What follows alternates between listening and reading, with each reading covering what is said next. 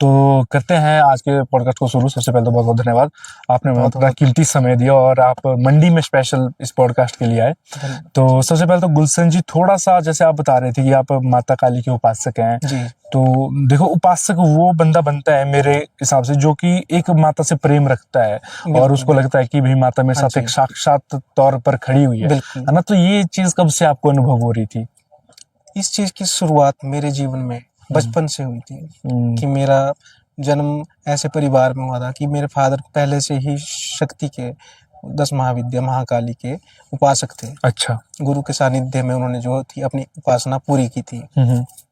तो उसी प्रकार से होता है कि शायद आपके पूर्व जन्मों का भी इसमें कुछ रोल रहता है। बिल्कुल। कि आप अगले जन्म में भी अपनी साधना को कंप्लीट करते हैं। हो सकता है। बिल्कुल बिल्कुल। तो मैं तो यही मानता हूँ कि माँ का सानिध्य मिला तो शायद इसमें कुछ पूर्व जन्म के कर्मों का भी कुछ सहयोग होगा। तो बचपन में कुछ फील होता था आपको कि जैसे भी माता मेरे साथ है, या हम अपनी भाषा में बोले अंगो संग खड़ी हुई है, भाई क्या होता था? जैसे मतलब कोई किस्सा। बचपन में हमारा मन जो होता है एकदम निश्चल होता है। बिल्कुल। उसमें कोई छल कपट नहीं होता किसी के प्रति। सही बात। उसी हिसाब से 7वीं 8वीं की बात है कि मैं एक बार मंदिर में आरती कर रहा था माँ के समक्ष खड़ के। तो एक हाथ में वो घंटी बजा रहा था, एक हाथ से वो आरती कर रहा था। तो अचानक जैसे एक अट्टहास हुआ, जोर की जैसे आवाज, हंसने की। तो बच्चों का मन भयभीत भी बहुत जल्दी हो जाता है। तो मैंने एकदम से जो मैं आरती कर रहा था वो मैंने मेरे सामने एक माँ का धूना था। तो उसमें धूना मतलब जिसमें हवन वगैरह यज्ञ करते हैं। अग्निकुंड टाइप। वो हवन तो नहीं हो रहा था बट मेरे हाथ में जो सामान था मैं भयभीत हो गया और मैंने वो फेंक के घर भाग गया पापा जी के पास। कि मैंने बोला ऐसा ऐसा हुआ। उन्होंने बोला कोई बात नहीं, माँ से थोड़े ना डरना चाहिए। माँ तो प्रेम और वात्सल्य की मूर्ति है, उनसे थोड़े ना डरना चाहिए। बिल्कुल। तो उसी हिसाब से मैं फिर बाद में भी मंदिर जाता था।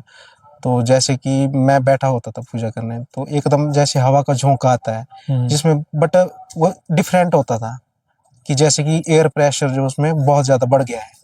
वो हवा अलग ही महसूस वो वाइब्स कुछ अलग ही होती थी। एकदम से हवा जी का झोंका जैसे आया, वो आवाज भी कुछ अलग, वो शायद आपको ही सुनाई देगी, किसी और को नहीं। हाँ जी। तो वैसे एकदम से हवा एकदम आई, आपके क्रॉस करके पीछे से गुजर के चली गई। मतलब ऐसा लगता है कि कोई शक्ति आई। और बिल्कुल बिल्कुल तो ऐसा था। एक बार मैं दुर्गा सप्तशती का पाठ कर रहा था, जैसे उसके मध्य में पहुंचा तो एकदम जैसे हवा का झोंका आया। मैं आसन पे बैठा हुआ था, तो जैसे कि होता है ना चुंबक होते हैं, मतलब अगर आप उनको अलग साइड से करोगे तो वो एक दूसरे को जो है एक हटाएंगे एक दूसरे। तो वैसा जैसे कुछ शक्ति आई, उसने ऐसे उठा के ऐसे पीछे को कर दिया। इतनी पावर शक्ति की मां। क्या बात है। तो ये किस्सा मतलब बचपन से ही चलता आ रहा है? सिलसिला बचपन से ही चलता अभी भी होता है? अभी भी माँ का साथ ऐसा है कि अब तो जैसे जैसे आप साधना में आगे बढ़ते हैं तो आपको और भी अनुभव होते हैं और आप और भी उसमें डीप जाते हैं। बिल्कुल। पर मैं यही कहना चाहता हूँ कि अगर आप माँ काली की साधना या उसकी उपासना से जुड़ना चाहते हैं तो किसी गुरु के सानिध्य में ही ये करें, क्योंकि माँ काली इतनी उग्र शक्ति है। उग्र मतलब है तो माँ तो बच्चे को प्रेम ही करती है, बट वो एक ऐसी फोर्स है, ऐसी ऊर्जा है जिसको हमारा शरीर जो है समर्थ नहीं है उस ऊर्जा को ग्रहण करने में। हम कर ही नहीं सकते। कोई भी लोग बोलते हैं कि हमारे अंदर माँ काली आ गई, कि माँ काली आ रही है, कि मुझे बकरा दो, मुझे ये दो, बट ऐसा नहीं है। आपको कहीं पे इलाज करवाने की जरूरत है कि अगर माँ ऐसा मांग रही है, वो तो सबको देने वाली है। बिल्कुल। वो थोड़े ना किसी से कोई मांग करेगी, वो तो सबको देने वाली है।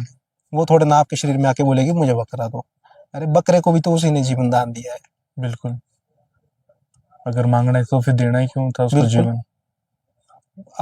मैं जहां तक मेरा एक्सपीरियंस है माँ के साथ, कि आप उसकी ऊर्जा का एक कण भी अपने शरीर के अंदर नहीं ले सकते। आपके शरीर का तुरंत विस्फोट हो जाएगा, इतनी प्रचंड शक्ति है माँ। पर हाँ, आप उस ऊर्जा पुंज के करीब जैसे आप सूरज को महसूस करते हैं, उसके ताप को महसूस करते हैं, उसी प्रकार माँ के उस प्रकाश को आप अनुभव कर सकते हैं।